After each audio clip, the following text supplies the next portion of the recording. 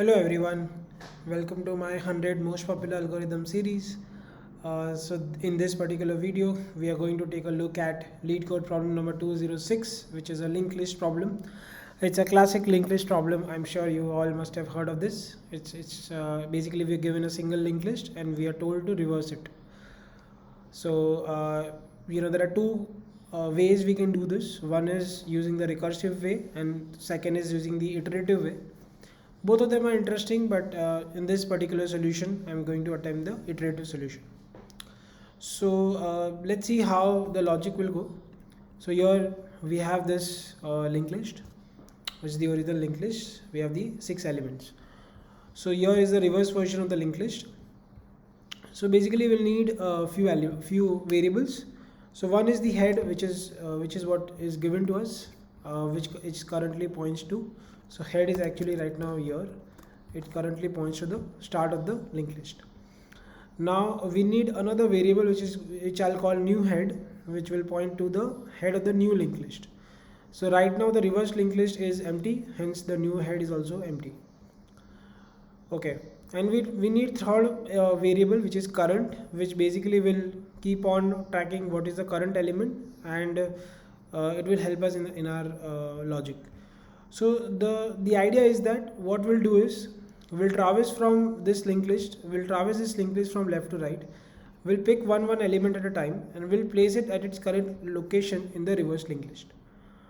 Okay, so we'll take this first element and we'll place it here, and then we'll take its second element, we'll place it just above that.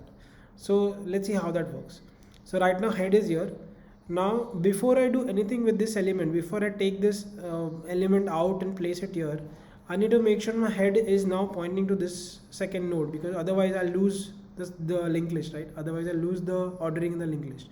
So what I'll do is I'll first move head here and give this variable give this particular place a new name, right? So I'll create a new variable current, which will point to this.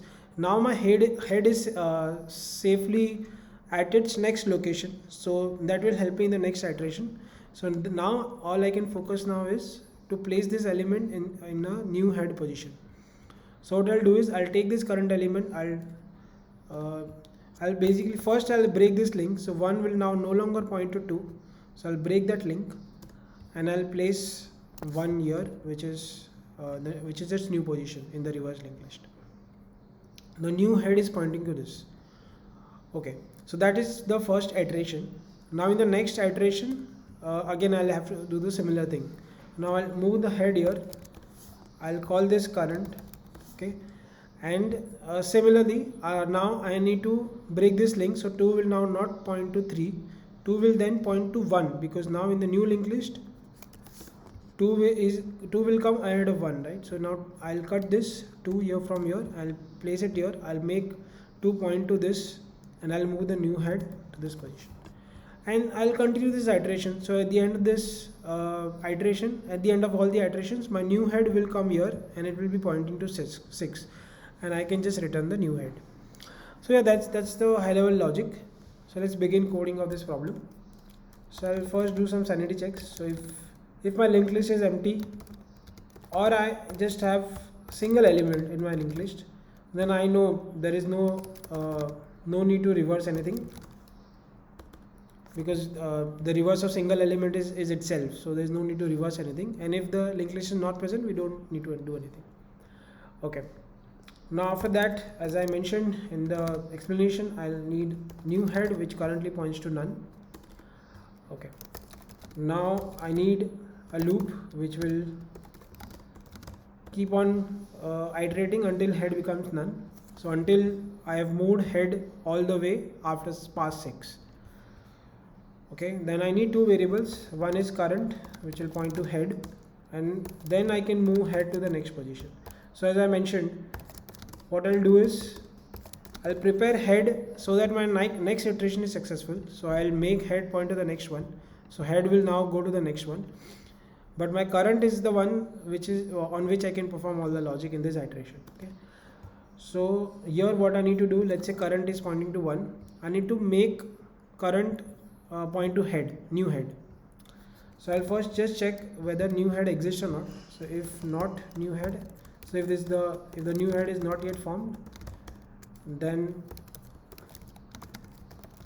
current is my new head and current dot next is none. And why is that? So basically current will now not point to next element. We need to break that link and place it here. Okay, so that's what I'm doing here. I'm breaking the earlier link and I'm placing it at the last at the head position, which is right now empty. Else if we have new head, like if we had some elements here, then what I'll do is I'll place the current, I'll point current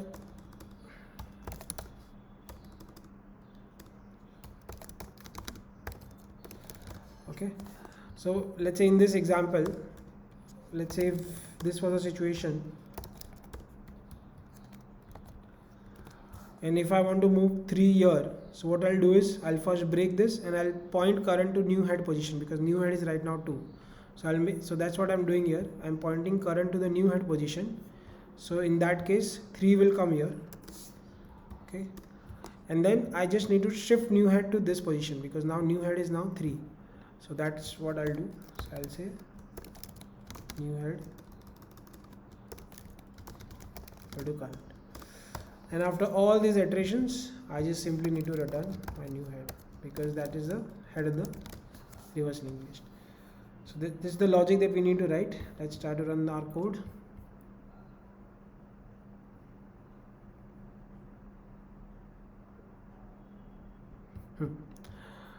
I was just trying a negative case. Let me try this example. Yeah, it worked. Let me try with the another example.